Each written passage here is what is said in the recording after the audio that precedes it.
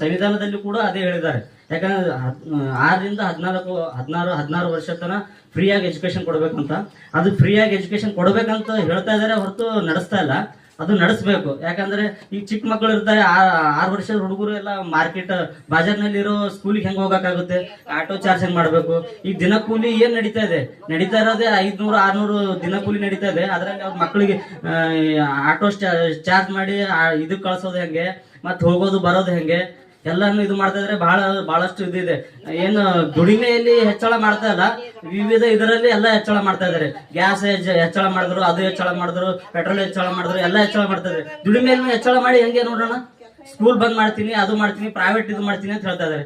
ಇಲ್ಲಿ ಇರೋದೆಲ್ಲ ನಮ್ಮ ಮಕ್ಕಳೇ.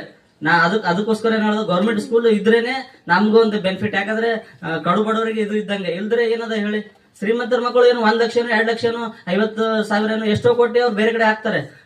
ಕಡು ಬಡ ಮಕ್ಕಳು ಏನ್ ಮಾಡ್ಬೇಕು? ದಿನಗೂಲಿ ಹೋಗೋರ್ ಮಕ್ಕಳು 500 ಹೋಗ್ತಾರೆ, 400 ಹೋಗ್ತಾರೆ. ಅಂತ ಮಕ್ಕಳು ಬೇರೆ ಕಡೆ ಹೋಗಿ ಎಜುಕೇಶನ್ ಮಾಡಕ್ ಹೆಂಗಾಗುತ್ತೆ ಹೇಳಿ ನೋಡೋಣ. ಅದಕ್ಕೋಸ್ಕರ ಈ 7 ಡೇಸ್ ಇದಕ್ಕೆ ನಮ್ಮ ಕಡೆಯಿಂದ ಫುಲ್ ಸಪೋರ್ಟ್ ಇದೆ. ಇದು ಏನ್ ಇದು ಮಾಡ್ತಾ ಇದ್ರೆ ಅದಕ್ಕೆ ನಾವು ಶನಿವಾರ ಅಂತ ಅದಲ್ಲ, ಅದಕ್ಕೆ ನಾವು ಸಪೋರ್ಟ್ ಮಾಡಿ ಬರ್ತೀವಿ. ಎಲ್ಲರೂ ನಮ್ಮ ಅಡ್ಡಿಯಲ್ಲಿರೋ ಎಲ್ಲ ಜನಕ್ಕೂ ಹೇಳಿ ಕರ್ಕೊಂಡು ಬರೋಂತ ಒಂದು ಇದು ಮಾಡ್ತೀವಿ. ಅದಕ್ಕೋಸ್ಕರ ತಾವು ಎಲ್ಲರೂ ಸಪೋರ್ಟ್ ಮಾಡ್ಬೇಕು. ಯಾಕಂದ್ರೆ ನಮ್ಮ ಮಕ್ಕಳು ನಿಮ್ಮ ಮಕ್ಕಳು ಅನ್ನೋದಿಲ್ಲ.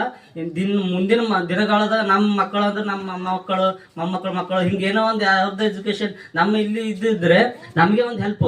ಇಲ್ಲಾಂದ್ರೆ ಬೇರೆ ಕಡೆ ಈಗ ನೋಡಿ ಹೇಳ್ತಿದ್ರೆ ಸ್ಕೂಲ್ ಬಾಜಾರಲ್ಲಿ ಹಾಕ್ತಾರಂತೆ, ಅಲ್ಲಿಗೆ ಒಯ್ಯೋದು ತರೋದು ಎಷ್ಟು ಇದು ಆಗುತ್ತೆ, ಪ್ರಾಬ್ಲಮ್ ಆಗುತ್ತೆ. ಅದಕ್ಕೆ ಏನದ ನಾವೆಲ್ಲರೂ ಅವ್ರು ಇದಕ್ಕೆ ಸಪೋರ್ಟ್ ಮಾಡಿ, ನಾವು ಇದಕ್ಕೆ ಅವ್ರಿಗೆ ಸಪೋರ್ಟ್ ಮಾಡಿ ಸಪೋರ್ಟ್ ಮಾಡೋಣ ಅಂತ ಹೇಳಿ ನಾವು 7 ಡೇಸ್ ಇದಕ್ಕೆ ತುಂಬ ಧನ್ಯವಾದ ಹೇಳಿ ನಾನು 2 ಮಾತು ಮುಗಿಸ್ತೇನೆ.